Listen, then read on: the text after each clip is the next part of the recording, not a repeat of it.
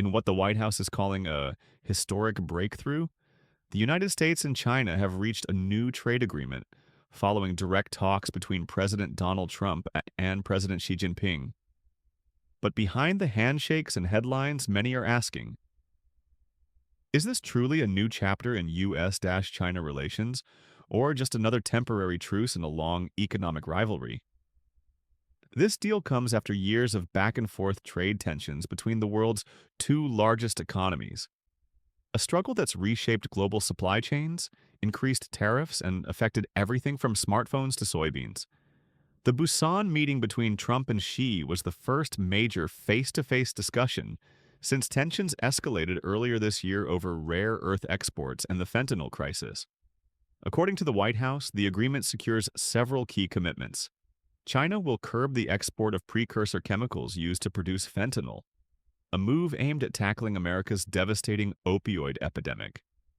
It will also reopen its markets to U.S. agricultural exports, including soybeans, corn, pork, and dairy, lifting tariffs that had been choking American farmers. In return, Washington will cut some tariffs on Chinese goods by about 10 percentage points and pause new export restrictions on certain Chinese technology firms. Both nations describe this as a balanced win. China gains access to U.S. markets and tech, while American farmers and industries regain much-needed export ground. For everyday Americans, this could mean lower prices on imported goods, more stability in supply chains, and potential relief for farmers who've been struggling with tariff wars. For China, it's a step toward economic normalization and global image recovery after months of trade pressure.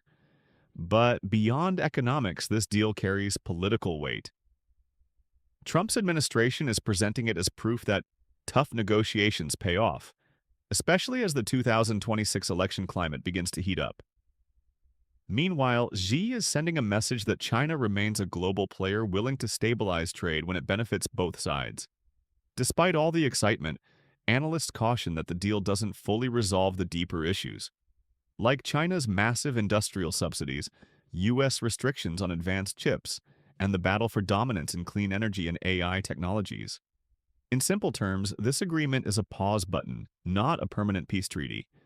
It may cool tensions, but it doesn't erase the structural competition between both powers. And that competition isn't just about trade. It's about technology, influence, and who defines the future rules of the global economy. Over the next year, both countries are expected to monitor compliance closely. Working groups will track China's fentanyl control efforts, farm purchases, and export control relaxations. Any failure to meet these benchmarks could bring tariffs right back.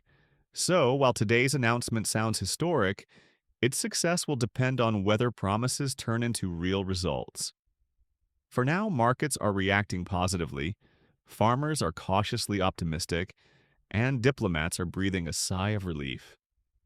But as history has shown, U.S.-China relations can shift overnight.